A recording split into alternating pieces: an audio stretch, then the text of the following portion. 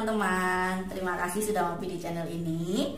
Teman-teman, kali ini saya akan menjawab pertanyaan yang banyak sekali ditanyakan di beberapa kolom komentar video yang saya upload terkait apakah peserta BPNT reguler yang memiliki komponen anak sekolah itu bisa mendapatkan bantuan PKH di tahun 2022 ini. Nah, mohon sekali teman-teman dibiasakan untuk menonton video dari awal sampai akhir sehingga teman-teman nanti akan lebih paham. Ketika nanti teman-teman itu tidak menonton video dari awal sampai selesai, kemudian teman-teman langsung bertanya, biasanya pertanyaan itu tidak akan saya jawab karena jawabannya sudah ada di video yang saya bagikan. Sebelum saya jawab pertanyaan tersebut, teman-teman bisa mensubscribe channel saya ketika memang dirasa informasi yang saya sampaikan itu sangat bermanfaat untuk teman-teman. Teman-teman juga bisa membagikan ke teman-teman yang lain atau tetangga yang mendapatkan bantuan sosial. Seperti itu ya. Nah, teman-teman, proses penyaluran bantuan PKH tahap 1 ini hampir selesai. Bahkan ada beberapa daerah yang sudah selesai 100% rekornya. Nah, untuk para peserta PKH baru tahun 2022 ini memang mengalami jumlah yang bertambah.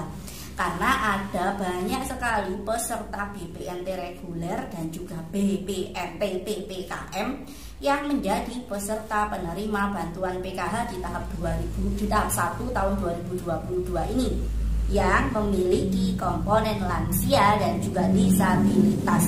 Jadi fokus pemerintah adalah untuk membantu para usia yang dianggap bukan usia produktif, yaitu usia lansia. Ini kan sudah tidak produktif lagi, dan juga mereka yang disabilitas, mereka kan sedang sakit sehingga kurang produktif seperti itu. Jadi pemerintah memberikan bantuan senilai 600.000 yaitu bantuan PKH di ATM atau KKS mereka masing-masing untuk digunakan dan dimanfaatkan sebagai digunakan untuk membantu kegiatan ekonomi para peserta bantuan PKH tersebut, seperti itu. Nah, teman-teman, tentunya proses dari peserta BPNT menjadi peserta PKH ini itu tidak langsung ya teman-teman, karena ada proses yang namanya validasi by sistem dan juga validasi by pendamping PKH. Setelah proses validasi by pendamping dan juga proses validasi by sistem ini sudah selesai, maka proses bantuan PKH bisa dicairkan ke rekening para peserta PKH baru tersebut. Nah, kemarin banyak sekali yang bertanya, terutama para peserta BPNT reguler dan juga peserta BPNT PPKM, mereka kan sudah punya KKS baru, KKS merah putih. Nah, KKS mereka tersebut kenapa tidak ada saldonya seperti punya tetangga mereka.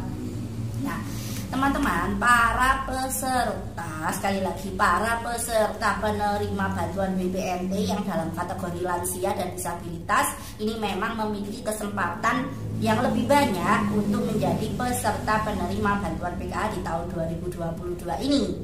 Nah, sehingga ketika ada pertanyaan bagi mereka peserta BPNT yang memiliki komponen anak sekolah, itu anak sekolahnya ada yang SD, SMP, dan SMA, ada juga yang balita, apakah mereka mendapatkan kesempatan juga untuk menjadi peserta PKH baru di tahun 2022 ini? Jawabannya adalah sampai hari ini belum ada surat yang diturunkan secara resmi oleh Kementerian Sosial terkait penambahan kuota peserta PKH baru yang memiliki komponen anak sekolah ya.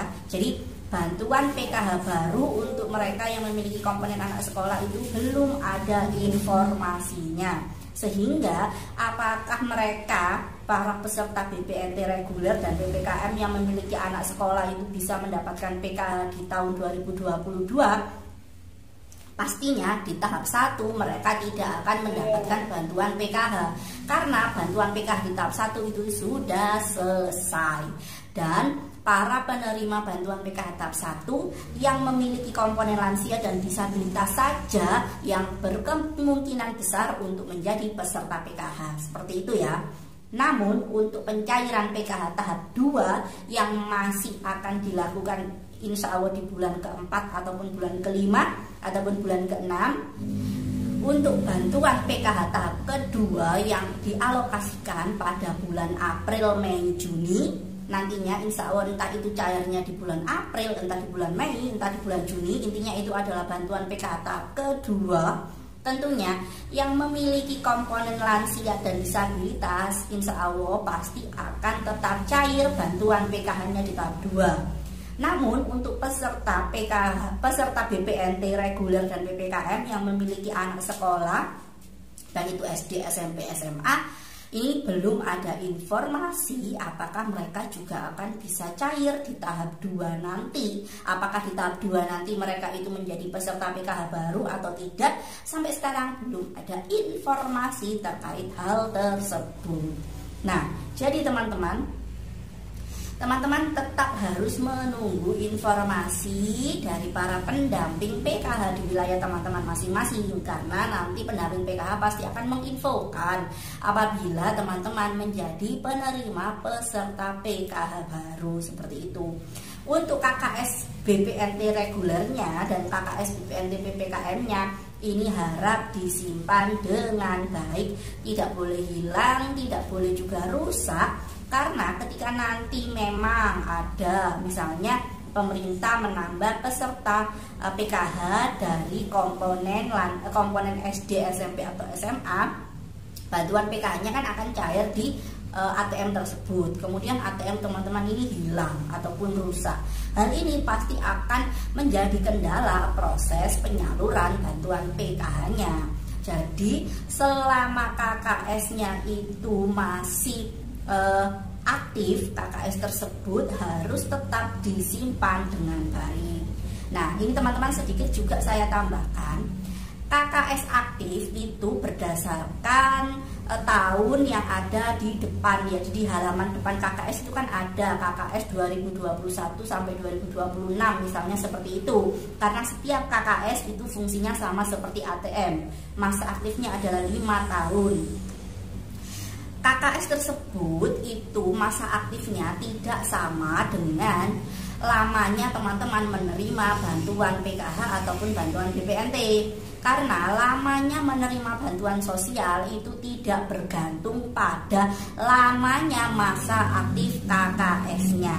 Jadi untuk teman-teman yang bertanya, KKS saya ini aktif sampai 2026 tapi kenapa saya tidak dapat bantuan, berarti memang nama teman-teman ini belum masuk sebagai peserta penerima bantuan sosial di tahun ini, misalnya seperti itu. Nah, menerima bantuan baik itu bantuan PKH ataupun bantuan BPNT tentunya tidak berdasarkan dari tahun ketika teman-teman itu menerima KKS ataupun tahun yang tertera di KKS teman-teman masing-masing, karena KKS itu sistemnya perbankan, sedangkan bantuan sosial ini sistemnya itu dari kementerian sendiri. Ini adalah sistem yang berbeda seperti itu ya teman-teman. Nah, teman-teman, sampai di sini dulu informasi dan jawaban dari saya terkait apakah peserta BPNT reguler dan PPKM yang memiliki anak sekolah itu bisa mendapatkan bantuan PKH. Sudah saya jawab dan saya jelaskan. Terima kasih sudah menyaksikan video saya. Kita ketemu di video yang lain terkait informasi dan solusi bantuan sosial. Nah, teman-teman, terima kasih sudah menyaksikan video ini. Assalamualaikum warahmatullahi wabarakatuh.